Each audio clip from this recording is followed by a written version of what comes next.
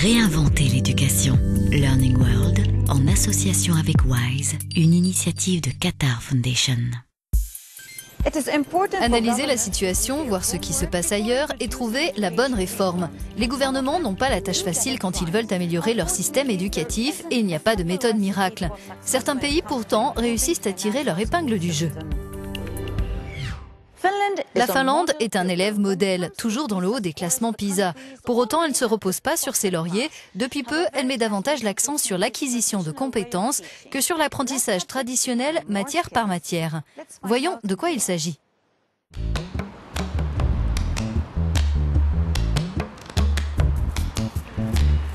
Dans cet établissement primaire et secondaire d'Helsinki, on s'est lancé dans une nouvelle expérience. Pour leur leçon de finlandais, ces élèves de 13 ans vont pendant 3 heures exprimer leurs propres idées, travailler en groupe et échanger autour de documents. Désormais, vous pourrez vous appuyer sur des articles de presse pour présenter aux autres quelque chose d'intéressant. Et vous pourrez chercher des informations sur ce qui est dit dans ces articles. Les enfants ont choisi des articles sur l'archéologie, le sport et les réfugiés, des thèmes qui seront abordés de manière transversale dans différentes matières. Ici, on ne leur demande plus d'apprendre et de reformuler, mais de produire leur propre contenu. On écrit des choses sur les réfugiés. On a lu beaucoup là-dessus, mais on a aussi ajouté d'autres informations.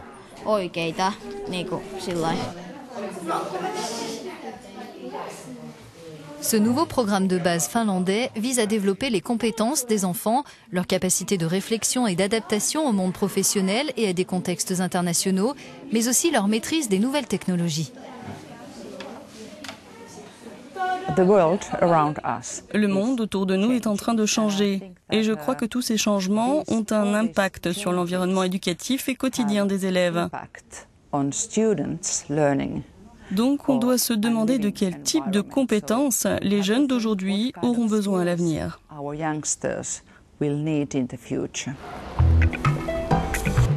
Cette démarche, déjà appliquée dans le primaire, sera étendue cette année au secondaire. Les enseignants sont partie prenante dans le choix des sujets qui seront travaillés dans différentes matières. À l'université d'Helsinki, de futurs professeurs tentent justement de voir comment ils peuvent parler d'un même thème en musique et en géométrie. On continue d'aborder les choses par matière et on garde en tête les connaissances à transmettre en mathématiques par exemple. Mais dans le même temps, on veut trouver des manières différentes d'enseigner qui viennent compléter harmonieusement l'approche par matière.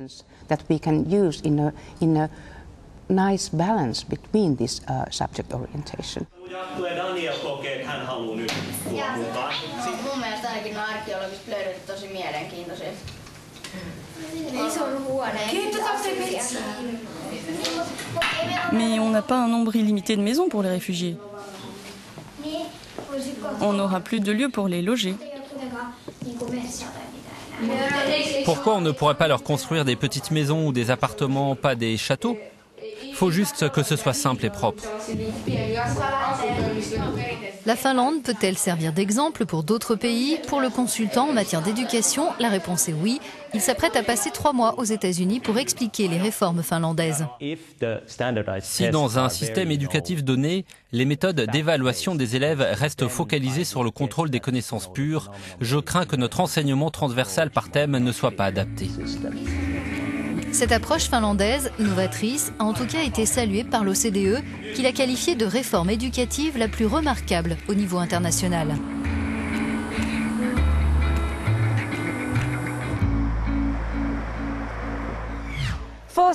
Pendant 60 ans, le système éducatif japonais a encouragé l'apprentissage par cœur. Mais après 2 décennies de déclin économique, le gouvernement japonais a procédé à des réformes. Elles visent à éduquer des citoyens qui maîtrisent mieux les langues et réfléchissent davantage par eux-mêmes.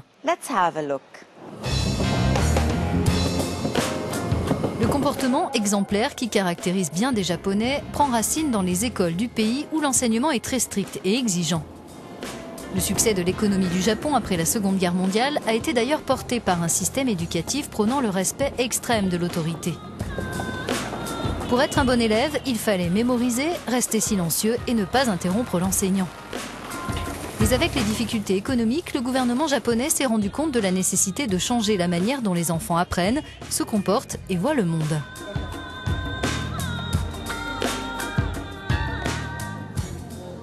Ce qui explique le déclin économique du Japon, c'est le fait que le pays n'était pas en phase avec la mondialisation. Et donc, le pays a pris une nouvelle direction pour devenir mondialisé, et les lycées sont concernés par ce projet. Universitaire de renom et ancien collaborateur de l'UNESCO, le professeur Tamura dirige l'un des 56 lycées choisis par le gouvernement pour mener un programme baptisé « Lycée super mondialisé ». Objectif, encourager les élèves à penser par eux-mêmes afin qu'ils soient initiateurs de changements et moteurs dans chaque pan de la société. Pour apprendre les langues, on a par exemple fait évoluer les cours d'expression orale. On fait en sorte que les sujets abordés leur soient familiers. On ne veut pas qu'ils s'expriment sur le monde ou sur d'autres choses. On veut qu'ils parlent de choses personnelles. Comme ça, ils s'ouvrent un peu. Ils ont plus de choses à raconter et ça les aide à manier la langue plus efficacement. Et la participation de 2 enseignants favorise aussi les échanges. Dans chaque lycée sélectionné par le programme, un thème a été retenu pour mener à bien une approche transdisciplinaire. Dans cet établissement, on étudie la cuisine japonaise sous différentes perspectives. Les lycéens sont confrontés à des notions de savoir-vivre, de commerce et de culture et incités à échanger entre eux.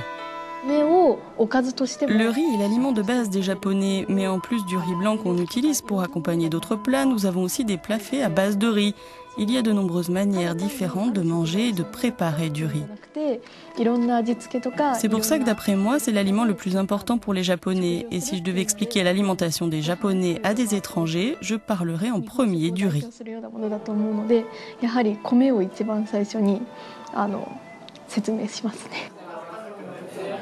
Apprendre par l'expérience est aussi au cœur de ce nouveau programme. Au club de robotique, on en voit déjà les résultats. Plusieurs réalisations de lycéens ont remporté des prix lors de compétitions universitaires. Pour l'instant, c'est un hobby, mais ce serait génial si je pouvais travailler dans ce domaine à l'avenir. Mais ces lycées n'en oublient pas pour autant la tradition. Certaines activités permettent de transmettre également les vertus de l'assiduité et de la persévérance.